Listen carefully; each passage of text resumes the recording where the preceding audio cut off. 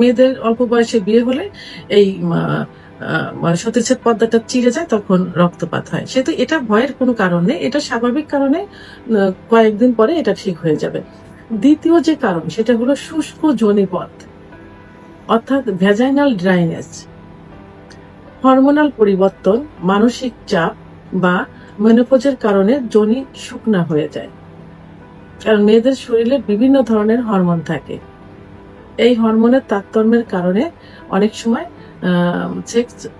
বিশেষ করে সেক্স যে হরমোন, ইস্ট্রোজেন হরমোন যদি কমে যায় তাহলে কামরস কিন্তু আসবে না। ভোর ফেলে করলেও অর্গাজম হবে না, অর্গাজম না হলে কামরস আসবে না, জায়গাটা পিছিল্য হবে না, তখন স্বাভাবিকভাবে কিন্তু সহবাস করা যাবে না।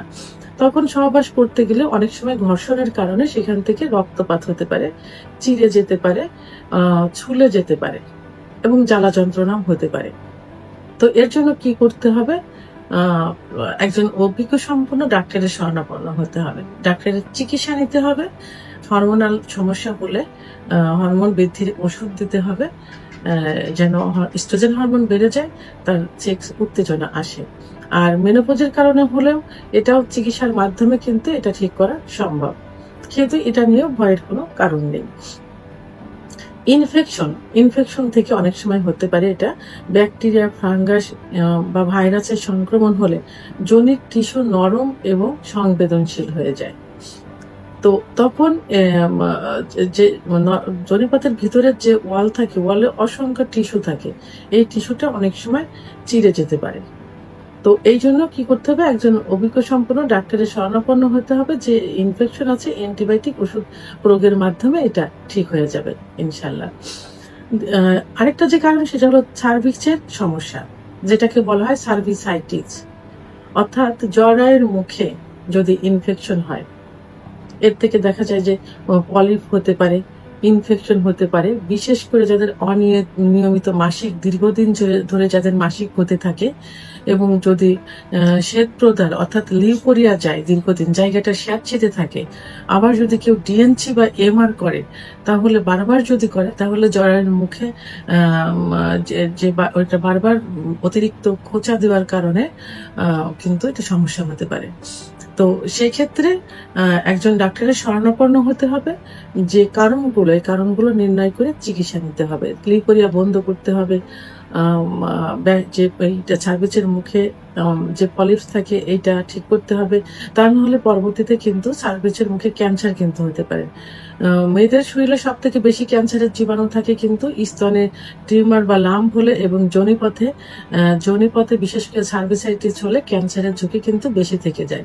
তো এই সময় সহবাস করলে কিন্তু জরার মুখের থেকে কিন্তু এক ধরনের রক্ত আসে।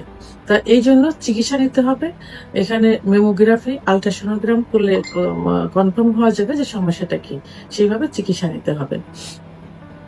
আবার যদি জোরে জোরে সহবাস করা যায় এবং দীর্ঘ সময় সহবাস করা যায় তাহলে কিন্তু যে জনিপথের ভিতরে যে ওয়ালের টিস্যুগুলো থাকে এই টিস্যুগুলো কিন্তু চিড়ে যেতে পারে বা চিড়ে যায় এবং দীর্ঘ সময় সহবাস করলে। এই জন্য সহবাসের সময় কি করতে হবে, একে অপরের প্রতি ভালোবাসা আনতে হবে, মনে করতে হবে যে সহবাসে যাচ্ছি নিজের সুখ নিতে, স্ত্রীকে সুখ দিতে। এই জন্য ধীর স্থিরভাবে ভালোবাসার মাধ্যমে সহবাসের কাজটা সম্পন্ন করতে হবে। সর্বশেষ যে সমস্যাটার কারণে হয়ে থাকে সেটা হলো হরমোনাল পরিবর্তন বা গর্ভ নিরোধক পিল। তো অনেকে দেখা যায় যে গর্ভ ধারণ যেন না হয়, জন্ম নিয়ন্ত্রণ বিভিন্ন পদ্ধতি অবলম্বন করে থাকে, বিভিন্ন ইনজেকশন নিয়ে থাকে। এই হরমোনের তারতম্যের কারণে ভিতরে ইনফেকশন হয়, তখন এর থেকে সহবাস করলে সেখান থেকে রক্তপাত হতে পারে। এই জন্য ভালো করে বুঝে শুনে পরিবার পরিকল্পনার লোকের সঙ্গে যে কর্মীরা থাকেন, যে মাঠ কর্মী থাকেন তাদের এবং একজন FWV থাকেন, তো FWV তাদের সঙ্গে কথা বলে পরামর্শ করে যেটা দিলে সংবেদনশীল হবে এবং সহনশীল হবে সেই জন্ম নিয়ন্ত্রণের পিল বা ইনজেকশন যেটাই হোক ব্যবহার করতে হবে। তো তা না করলে দেখা সহবাসের সময় ওখান থেকে ব্লিডিং হতে পারে। আবার গর্ভাবস্থায় যদি সহবাস করা যায় তখনই কিন্তু ব্লিডিং হতে পারে, কারণ প্রথম 3 মাস কিন্তু জরায়ুর মুখটা কিন্তু অত্যন্ত নরম থাকে। বাচ্চা যখন পেটে আসে তখন জরায়ুর মুখ কিন্তু বন্ধ হয়ে যায়, ব্লিডিং বন্ধ হয়ে যায়। অনেকের কিন্তু আবার ব্লিডিং হতে থাকে প্রতি মাসে মাসে হয়, সেটা রিয়ার, খুবই কম। তো এই 3 মাস পর্যন্ত কিন্তু খুব ঝুঁকি থাকে, বাচ্চা অ্যাবর্শন হয়ে যাওয়ার একটা ঝুঁকি থাকে, আবার লাস্টে 2 মাস। তো এই সময় সহবাস করলে অনেক সময় যেহেতু জরায়ুর মুখ নরম থাকে, ব্লিডিং হওয়ার সম্ভাবনা থাকে এবং রক্তপাত হতে পারে।